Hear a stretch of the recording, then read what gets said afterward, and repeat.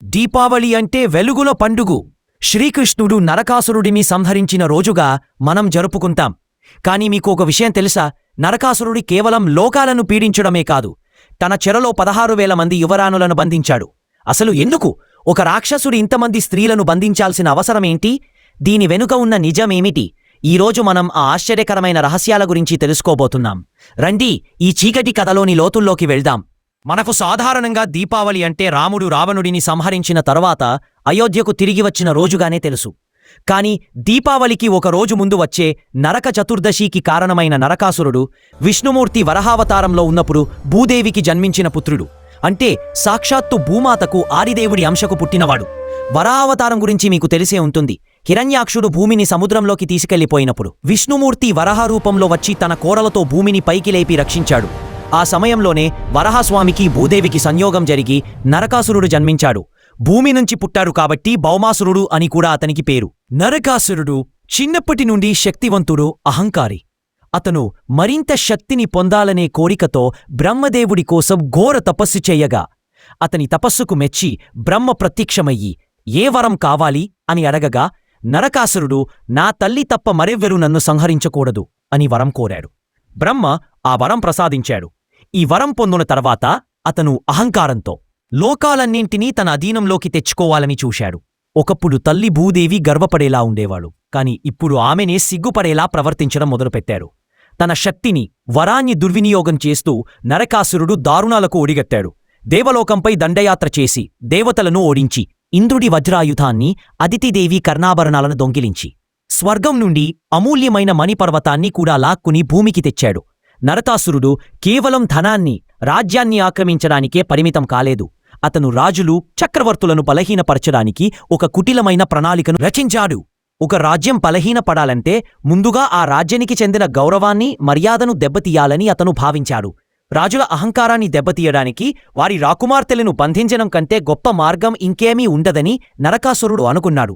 ఎందుకంటే ఆ రోజుల్లో రాజ్కుమారాయలు, యువరాములు ఒక రాజ్యానికి గౌరవం. వారిని బంధించడం ద్వారా ఆ రాజుల పౌరుషాన్ని, ధైర్యాన్ని అణచివేయాలని నరకాసురుడు అనుకున్నాడు. అతని ప్రధాన ఉద్దేశ్యం వారిని బంధించడం ద్వారా తన శక్తిని, క్రూరత్వాన్ని ప్రదర్శించడం.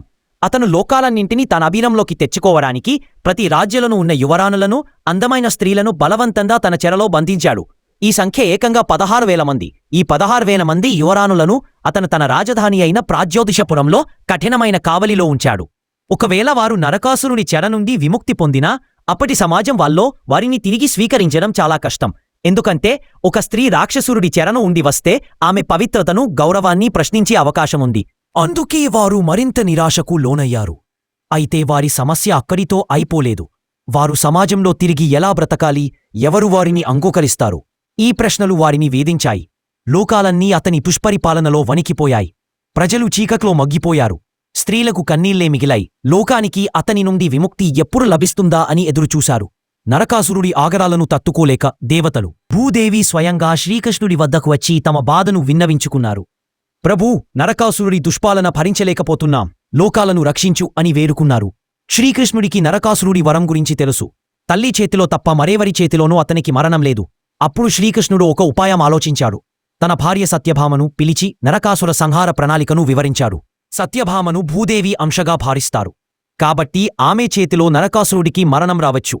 సత్యభామ కూడా అపార శక్తివంతురాలు, యుద్ధ విద్యలలో నిష్ణాతురాలు. ఆమె ఈ ప్రణాళికకు సమ్మతించింది. శ్రీకృష్ణుడు, సత్యభామ గరుడ వాహనంపై ప్రాగ్జ్యోతిషపురం వైపు బయలుదేరారు. అక్కడ నరకాసురుడికి శ్రీకృష్ణుడి సైన్యానికి మధ్య భీకర యుద్ధం జరిగింది. లక్షలాది మంది రాక్షసులను శ్రీకృష్ణుడు తన సుదర్శన చక్రంతో, ఇతర అస్త్రాలతో సంహరించాడు. సత్యభామ కూడా వీరనారిలా పోరాడింది. యుద్ధంలో ఒక దశలో నరకాసురుడు కృష్ణుడుపై శక్తివంతమైన బాణాన్ని ప్రయోగించాడు. అప్పుడు శ్రీకృష్ణుడు అలసిపోయినట్లు, స్పృహ కోల్పోయినట్లు నటించి గరుడుడిపై వాడిపోయాడు. ఇది చూసి నరకాసురుడు ఆనందంతో విజయోత్సాహం చెందాడు. కాని తన పక్కనే ఉన్న భర్త అలా పడిపోగానే సత్యభామ ఆగ్రహంతో ఊగిపోయింది. ఆమె తన విల్లు ఎక్కుపెట్టి నరకాసురుడి వైపు గురిపెట్టింది. ఒక్క శక్తివంతమైన బాణాన్ని నరకాసురుడి వక్షస్థలంపైకి సంధించింది. ఆ బాణం నరకాసురుడి ప్రాణాలను హరించింది. అమ్మా అని అరుస్తూ నరకాసురుడు నేలకొరిగాడు. నరకాసురుడు మరణించగానే అతని చెరలో ఉన్న 16,000 మంది యువరాణులు విముక్తి పొందారు. శ్రీకృష్ణుడు వారికి రక్షణ కల్పించి వారిని వివాహం చేసుకుని గౌరవంగా బ్రతికేలా చూశాడు. ఈ విజయానికి ప్రతీకగా లోకాలన్నీ దీపాలతో వెలిగిపోయాయి. అందుకే నరకాసురుడు సంహరింపబడిన రోజును నరక చతుర్దశిగా జరుపుకుంటారు. ఇది చీకటిపై వెలుగు, చెడుపై మంచి, అజ్ఞానంపై జ్ఞానం సాధించిన విజయానికి గుర్తు. మనలోని దుర్గుణాలను, అహంకారాన్ని తొలగించి వెలుగును నింపుకోవాలని ఈ కథ మనకు బోధిస్తుంది. ఈ దీపావళికి మీరు కూడా వెలుగులు నింపుకుంటూ ఆనందంగా జరుపుకోండి.